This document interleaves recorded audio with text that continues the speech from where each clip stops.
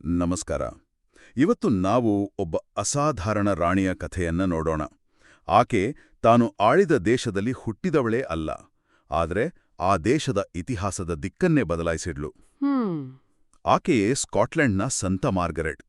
ಅವರ ಕಥೆಯಂದ್ರೆ ರಾಜಕೀಯ ಗೊಂದಲ, ದೇಶಭ್ರಷ್ಟತೆ, ಅನಿರೀಕ್ಷಿತ ತಿರುವುಗಳು ಎಲ್ಲವೂ ಇದೆ. ಹೌದು. ಒಂದು ಹಡಗು ಅಪಘಾತ ಇಡೀ ದೇಶದ ಭವಿಷ್ಯವನ್ನೇ ಹೇಗೆ ಬರೆಯಿತು ಅಂತ ನೋಡೋಣ. ಖಂಡಿತ. ಈ ಚರ್ಚೆಗೆ ನಮ್ಮಲ್ಲಿ 2 ಮುಖ್ಯ ಮೂಲಗಳಿವೆ. ಒಂದು ಕನ್ನಡದ ಜೀವನ ಚರಿತ್ರೆಯ ಆಯ್ದ ಭಾಗ, ಓಕೆ. ಇನ್ನೊಂದು ಇಂಗ್ಲಿಷ್ನಲ್ಲಿರೋ ಕ್ಯಾಥಲಿಕ್ ಪ್ರಕಟಣೆ. ಗಡೀಪಾರಾದ ರಾಜಕುಮಾರಿಯೊಬ್ಬಳು ತನಗೆ ಆಶ್ರಯ ಕೊಟ್ಟ ದೇಶವನ್ನೇ ಪರಿವರ್ತಿಸಿ ಅದರ ಪೋಷಕ ಸಂತಳಾದ ಕಥೆಯ ಹಿಂದಿನ ಕಾರಣಗಳನ್ನ ತಿಳ್ಕೊಳ್ಳೋದೇ ನಮ್ಮ ಇವತ್ತಿನ ಉದ್ದೇಶ. ಹಾಗಾದ್ರೆ ಕಥೆಯನ್ನ ಮೊದಲಿಂದ ಶುರು ಮಾಡೋಣ. ಮಾರ್ಗರೆಟ್ ಸ್ಕಾಟಿಷ್ ಅಲ್ಲ ಅನ್ನೋದೇ ಒಂದು ದೊಡ್ಡ ಆಶ್ಚರ್ಯ. ನಿಜ. ಆಕೆ ಹುಟ್ಟಿದ್ದು ಸುಮಾರು 1046ರಲ್ಲಿ ಹಂಗೇರಿಯಲ್ಲಿ. ಹೌದು, ಹಂಗೇರಿಯಲ್ಲಿ. ಅವರ ತಂದೆ ಆಂಗ್ಲೋ ಸ್ಯಾಕ್ಸನ್ ರಾಜಕುಮಾರ ಎಡ್ವರ್ಡ್, ತಾಯಿ ಹಂಗೇರಿಯ ರಾಜಕುಮಾರಿ ಅಗಾಥಾ. ಒಂದು ನಿಮಿಷ, ಇಂಗ್ಲಿಷ್ ರಾಜಕುಮಾರನ ಮಗಳು ಹಂಗೇರಿಯಲ್ಲಿ ಯಾಕೆ ಹುಟ್ಟಿದಳು? ಅಲ್ಲಿಯೇ ಇರೋದೂ ಅಂದಿನ ರಾಜಕೀಯದ ಆಟ. ಮಾರ್ಗರೆಟ್ ತಂದೆ ಎಡ್ವರ್ಡ್ಗೆ ಎಡ್ವರ್ಡ್ ದಿ ಎಕ್ಸೈಲ್ ಅಂತಾನೆ ಒಂದು ಹೆಸರಿತ್ತು. ಓ, ದಿ ಎಕ್ಸೈಲ್ ಅಂದ್ರೆ ಗಡಿಪಾರಾದವನು? ಹೌದು. ಯಾಕೆಂದ್ರೆ ಆಗ ಇಂಗ್ಲೆಂಡಲ್ಲಿ ಡೇನಿಷ್ ರಾಜ ಕೆನೂಟ್ ಆಳ್ವಿಕೆ ಶುರುವಾದಾಗ ಎಡ್ವರ್ಡ್ ಜೀವ ಉಳಿಸ್ಕೊಳ್ಳೋಕೆ ದೇಶ ಬಿಟ್ಟು ಓಡಿ ಹೋಗ್ಬೇಕಾಯ್ತು. ಓಹೋ, ಹಾಗಾಗಿನೇ ಅವರಿಗೆ ಆ ಹೆಸರು. ಸರಿ, ಆಮೇಲೇನಾಯ್ತು? ಕೆಲವು ವರ್ಷಗಳ ನಂತರ ಇಂಗ್ಲೆಂಡ್ನ ರಾಜ ಸಂತ ಎಡ್ವರ್ಡ್ ದಿ ಕನ್ಫೆಸರ್ಗೆ ಮಕ್ಕಳಿರ್ಲಿಲ್ಲ. ಉತ್ತರಾಧಿಕಾರಿ ಯಾರು ಅನ್ನೋ ಪ್ರಶ್ನೆ. ಅದೇ. ಆಗ ಅವರು ಗಡಿಪಾರಾಗಿದ್ದ ತಮ್ಮ ಸಂಬಂಧಿ ಅಂದ್ರೆ ಮಾರ್ಗರೆಟ್ನ ತಂದೆಯನ್ನ ವಾಪಸ್ ಇಂಗ್ಲೆಂಡ್ಗೆ ಕರೆಸ್ಕೊಳ್ತಾರೆ. ಸರಿ. ಇದು ನಡೆದಿದ್ದು 1057ರಲ್ಲಿ. ಈ ಕುಟುಂಬ ಇಂಗ್ಲೆಂಡ್ಗೆ ವಾಪಸ್ ಬರುತ್ತೆ. ಆಗ ಮಾರ್ಗರೆಟ್ ಸಹೋದರ ಎಡ್ಗರ್ ಸಿಂಹಾಸನದ ಮುಂದಿನ ಉತ್ತರಾಧಿಕಾರಿ ಆಗ್ತಾನೆ. ಅಂದ್ರೆ ಎಲ್ಲವೂ ಸರಿ ಹೋಯ್ತು ಅಂತ ಅನ್ಸ್ಬೋದು. ಹೌದು, ಅನ್ಸ್ಬಹುದು. ಆದ್ರೆ ಕಥೆ ಅಷ್ಟು ಸುಲಭವಾಗಿ ಮುಗಿಯಲ್ಲ ಅಲ್ವಾ? ಖಂಡಿತ ಇಲ್ಲ. ಕೇವಲ 9 ವರ್ಷಗಳಲ್ಲಿ, ಅಂದ್ರೆ 1066ರಲ್ಲಿ ನಾರ್ಮನ್ ಆಕ್ರಮಣ. ನಿಖರವಾಗಿ ವಿಲಿಯಂ ದಿ ಕಾನ್ಕರರ್ ನೇತೃತ್ವದಲ್ಲಿ ನಾರ್ಮನ್ನರು ಇಂಗ್ಲೆಂಡನ್ನು ಆಕ್ರಮಿಸ್ತಾರೆ. ಇಡೀ ಆಂಗ್ಲೋ ಸ್ಯಾಕ್ಸನ್ ಆಡಳಿತವೇ ಕೊನೆಗೊಳ್ಳುತ್ತೆ. ಅಯ್ಯೋ, ಅಂದ್ರೆ ಮಾರ್ಗರೆಟ್ ಕುಟುಂಬಕ್ಕೆ ಮತ್ತೆ ದೇಶ ಬಿಟ್ಟು ಓಡಿ ಹೋಗುವ ಪರಿಸ್ಥಿತಿ? ಹೌದು, ಮತ್ತೆ ಗಡಿಪಾರು. ಈ ಸಲ ಅವರೆಲ್ಲಿಗೆ ಹೋಗ್ತಾರೆ? ಮಾರ್ಗರೆಟ್ನ ತಾಯಿ ಅಗಾಥಾ ತನ್ನ ಮಕ್ಕಳನ್ನ ರಕ್ಷಿಸೋಕೆ ತಮ್ಮ ತವರೂರಾದ ಹಂಗೇರಿಗೆ ವಾಪಸ್ ಹೋಗೋಕೆ ನಿರ್ಧಾರ ಮಾಡ್ತಾರೆ. ಸರಿ, ಹಡಗಿನಲ್ಲಿ? ಹೌದು. ಆದ್ರೆ ದಂತಕಥೆಯ ಪ್ರಕಾರ ಸಮುದ್ರದಲ್ಲಿ ಭೀಕರ ಚಂಡಮಾರುತಕ್ಕೆ ಸಿಕ್ಕಿ ಅವರ ಹಡಗು ದಾರಿ ತಪ್ಪುತ್ತೆ. ದಾರಿ ತಪ್ಪಿ ಅದು ನೇರವಾಗಿ ಹೋಗಿ ತಲುಪಿದ್ದು ಸ್ಕಾಟ್ಲ್ಯಾಂಡ್ನ ತೀರಕ್ಕೆ. ಒಂದು ನಿಮಿಷ, ಅಂದ್ರೆ ಆ ಒಂದು ಚಂಡಮಾರುತ ಇಲ್ಲದಿದ್ರೆ ಮಾರ್ಗರೆಟ್ ಸ್ಕಾಟ್ಲೆಂಡ್ಗೆ ಹೋಗ್ತಾನೇ ಇರ್ಲಿಲ್ಲ? ಹೌದು. ಅಲ್ಲಿನ ರಾಜನನ್ನ ಭೇಟಿಯಾಗ್ತಿರ್ಲಿಲ್ಲ ಮತ್ತು ಸ್ಕಾಟ್ಲೆಂಡ್ನ ಇತಿಹಾಸವೇ ಬೇರೆ ಇರ್ತಿತ್ತು. ಇದು ನಂಬೋಕೆ ಆಗದಷ್ಟು ದೊಡ್ಡ ತಿರುವು. ನಿಖರವಾಗಿ. ವಿಧಿಯಾಟ ಅಂತಾರಲ್ಲ ಹಾಗೆ. ಅವರಿಳದ ಜಾಗಕ್ಕೆ ಇವತ್ತಿಗೂ ಸಂತ ಮಾರ್ಗರೆಟ್ಸ್ ಹೋಪ್ ಅಂತ ಕರೀತಾರೆ. ಓಹ್, ಹೌದಾ? ಹೌದು. ಅಲ್ಲಿ ಅವರಿಗೆ ಆಶ್ರಯ ಕೊಟ್ಟಿದ್ದು ಸ್ಕಾಟ್ಲೆಂಡ್ನ ರಾಜ ಮಾಲ್ಕಮ್ ಮೂರನೇ. ಆತ ಒಬ್ಬ ವಿಧುರ. ಮೂಲಗಳ ಪ್ರಕಾರ ಆತ ಸ್ವಲ್ಪ ಒರಟ ಮತ್ತು ಅನಾಗರಿಕ ಸ್ವಭಾವದವನಾಗಿದ್ದ ಅಂತಾನೂ ಹೇಳ್ತಾರೆ. ಹೌದು, ಹಾಗಂತ ಹೇಳಲಾಗುತ್ತೆ. ಒಬ್ಬ ಒರಟ ಮತ್ತು ಅನಾಗರಿಕ ಅಂತ ಹೇಳಲಾಗುವ ಓದು ಬರಹ ಬಾರದ ರಾಜ. ಇನ್ನೊಂದೆಡೆ ಯುರೋಪಿನ ರಾಜಮನೆತನದಲ್ಲಿ ಬೆಳೆದ ವಿದ್ಯಾವಂತೆ, ಧರ್ಮನಿಷ್ಠೆ ಉಳ್ಳ ರಾಣಿ. ಈ ಜೋಡಿ ಹೇಗ್ ಹೊಂದಿಕೊಂಡಿತು? ಇದು ನೋಡಕ್ಕೆ ಒಂದು ಅಸಾಧ್ಯವಾದ ಮೈತ್ರಿಯ ತರ ಕಾಣಿಸ್ತೆ. ಅದ್ಭುತವಾದ ಪ್ರಶ್ನೆ. ನಿಜ, ಅವರಿಬ್ಬರ ಹಿನ್ನೆಲೆ ಸಂಪೂರ್ಣ ಬೇರೆ ಬೇರೆ. ಆದರೆ ಮಾಲ್ಕಮ್ ಮಾರ್ಗರೆಟ್ನ ಸೌಂದರ್ಯ, ಜ್ಞಾನ ಮತ್ತು ಆಳವಾದ ಧರ್ಮನಿಷ್ಠೆಗೆ ಸಂಪೂರ್ಣವಾಗಿ ಮಾರುಹೋಗಿದ್ದ. ಓಕೆ. ಆಕೆಯ ಗುಣಗಳಿಂದ ಪ್ರಭಾವಿತನಾಗಿ 1070ರಲ್ಲಿ ಆಕೆಯನ್ನು ಮದುವೆ ಆಗ್ತಾನೆ. ಹೀಗೆ ಆಕಸ್ಮಿಕವಾಗಿ ಸ್ಕಾಟ್ಲೆಂಡ್ ತಲುಪಿದ ಗಡೀಪಾರು ರಾಜಕುಮಾರಿ ಆ ದೇಶದ ರಾಣಿಯಾಗ್ತಾಳೆ. ಅವರ ಸಂಬಂಧದ ಬಗ್ಗೆ ಒಂದು ಸುಂದರವಾದ ವಿವರಣೆ ಇದೆ. ರಾಜ ಮಾಲ್ಕಮ್ಗೆ ಓದೋಕೆ ಬರ್ತಿರ್ಲಿಲ್ಲ. ಹೌದು. ಆದ್ರೂ ಮಾರ್ಗರೆಟ್ ಓದುತ್ತಿದ್ದ ಧರ್ಮಗ್ರಂಥಗಳನ್ನ ಪ್ರೀತಿಯಿಂದ ಮುಟ್ಟಿ ಚುಂಬಿಸುತ್ತಿದ್ದನಂತೆ. ನಿಜ. ಅದು ಅವರ ಸಂಬಂಧದ ಆಳವನ್ನ ತೋರಿಸುತ್ತೆ. ತನಗೆ ಅರ್ಥವಾಗಿದ್ದಿದ್ರೂ ತನ್ನ ಪತ್ನಿಗೆ ಅದು ಮುಖ್ಯ ಅಂತ ತಿಳಿದು ಅದನ್ನ ಗೌರವಿಸುವುದು ಇದೆಯಲ್ಲ, ಅದು ಸಣ್ಣ ವಿಷಯವಲ್ಲ. ಹೌದು. ಆತ ಆಂತರಿಕ ಮತ್ತು ಅಂತಾರಾಷ್ಟ್ರೀಯ ವಿಷಯಗಳಲ್ಲಿ ಆಕೆಯ ಸಲಹೆಯನ್ನ ಸಂಪೂರ್ಣವಾಗಿ ನಂಬುತ್ತಿದ್ದ. ಮಾರ್ಗರೆಟ್ನ ಜ್ಞಾನ ಮತ್ತು ಮ್ಯಾಲ್ಕಮ್ನ ರಾಜಕೀಯ ಅಧಿಕಾರ ಒಂದಾದಾಗ ಅದು ಸ್ಕಾಟ್ಲೆಂಡ್ನ ಭವಿಷ್ಯವನ್ನೇ ಬದಲಿಸಿತು. ಒಬ್ಬ ಗಡೀಪಾರು ರಾಜಕುಮಾರಿ ಆಕಸ್ಮಿಕವಾಗಿ ಒಂದು ದೇಶದ ರಾಣಿಯಾಗ್ತಾರೆ. ಇದು ನಿಜಕ್ಕೂ ಒಂದು ಸಿನಿಮೆಯ ಕತೆ, ಆದ್ರೆ ಆಕೆ ಕೇವಲ ಹೆಸರಿಗೆ ರಾಣಿಯಾಗಿ ಉಳಿಲಿಲ್ಲ ಅಲ್ವಾ? ಖಂಡಿತ ಇಲ್ಲ. ಆಕೆಯ ಪ್ರಭಾವ ಸ್ಕಾಟ್ಲೆಂಡ್ ಮೇಲೆ ಬಹಳ ದೊಡ್ಡದು. ಆಕೆ ಅಧಿಕಾರಕ್ಕೆ ಬಂದ ತಕ್ಷಣ ದೊಡ್ಡ ಸುಧಾರಣೆಗಳಿಗೆ ಕೈ ಹಾಕ್ತಾಳೆ. ಮೊದಲು ಅವರು ಗಮನ ಹರಿಸಿದ್ದು ಯಾವುದ್ರ ಕಡೆಗೆ? ಧಾರ್ಮಿಕ ಸುಧಾರಣೆ. ಆಗ ಸ್ಕಾಟ್ಲೆಂಡ್ನ ಧಾರ್ಮಿಕ ಪರಿಸ್ಥಿತಿ ಹೇಗಿತ್ತು? ಅಂದ್ರೆ ಅಲ್ಲಿ ಯಾವ ರೀತಿಯ ಸುಧಾರಣೆಗಳು ಬೇಕಾಗಿದ್ವು? ಆಗಿನ ಸ್ಕಾಟಿಷ್ ಚರ್ಚ್ ರೋಮ್ನಿಂದ ಬಹುತೇಕ ಪ್ರತ್ಯೇಕವಾಗಿತ್ತು.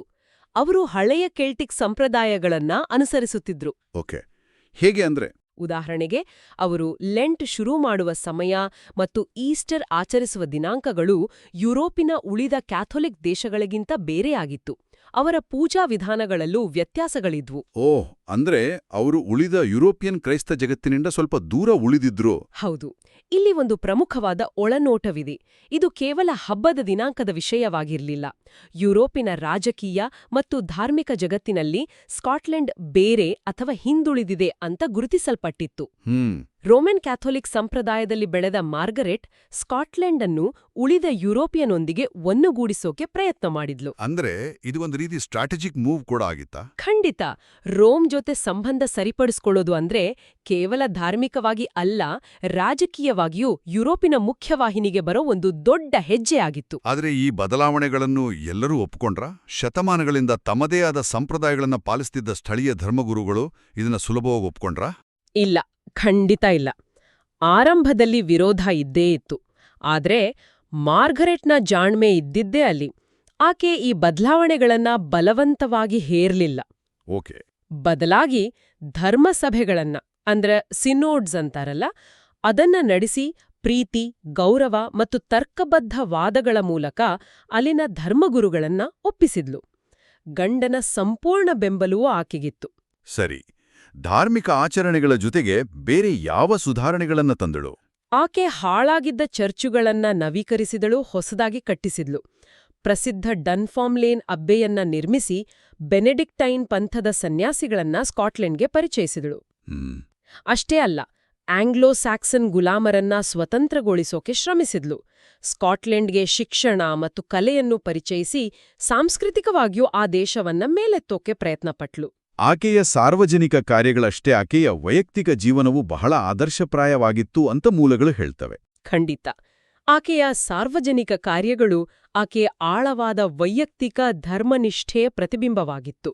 ಆಕೆಯ ಆಧ್ಯಾತ್ಮಿಕ ನಿರ್ದೇಶಕರಾಗಿದ್ದ ಬಿಷಪ್ ಟರ್ಗಾಟ್ ಆಕೆಯನ್ನ ನಂಬಿಕೆ ಮತ್ತು ಕಾರ್ಯಗಳಲ್ಲಿ ಅಮೂಲ್ಯವಾದ ಮುತ್ತು ಅಂತ ಬಣ್ಣಿಸಿದ್ದಾರೆ. ಹೌದು, ಅದಕ್ಕೆ ಒಂದು ಅದ್ಭುತ ಉದಾಹರಣೆ ಇದೆ. ಪ್ರತಿದಿನ ಬೆಳಿಗ್ಗೆ 6 ಬಡವರ ಕಾಲುಗಳನ್ನ ಸ್ವತಃ ತೊಳಿತಿದ್ಳು ಅಂತ. ಹೌದು.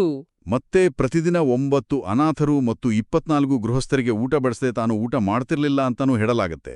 ಒಬ್ಬ ರಾಣಿ ಹೀಗೆ ಮಾಡೋದು ನಿಜಕ್ಕೂ ಅಸಾಮಾನ್ಯ. ಇಲ್ಲಿ ನಾವು ಗಮನಿಸಬೇಕಾದದ್ದು, ಆ ಕಾಲದಲ್ಲಿ ರಾಜಮನೆತನದವರು ದಾನ ಮಾಡೋದು ಸಾಮಾನ್ಯ.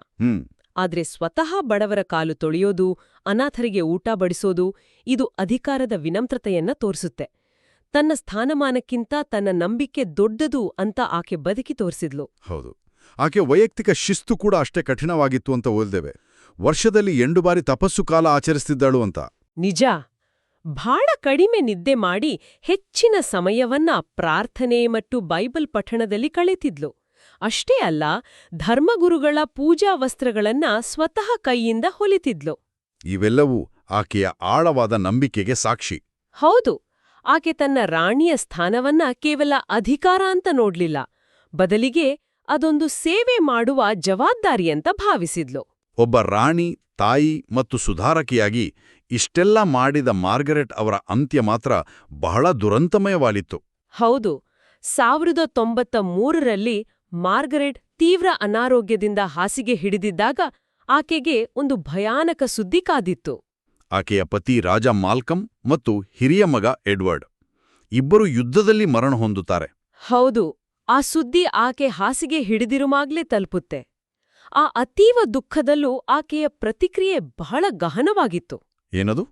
ಆಕೆ ಮಂಡಿ ಊರಿ, ನನ್ನ ದೇವರೇ, ನನ್ನ ಪಾಪಗಳಿಂದ ನನ್ನನ್ನು ಶುದ್ಧೀಕರಿಸಲು ಇಷ್ಟೊಂದು ದೊಡ್ಡ ನೋವನ್ನ ಕೊಟ್ಟಿದ್ದೀರಿ, ನಾನು ನಿಮಗೆ ವಂದನೆ ಸಲ್ಲಿಸುತ್ತಿದ್ದೇನೆ ಅಂತ ಪ್ರಾರ್ಥಿಸಿದ್ಲು ಅಂತ ಬರ್ದಿದ್ದಾರೆ.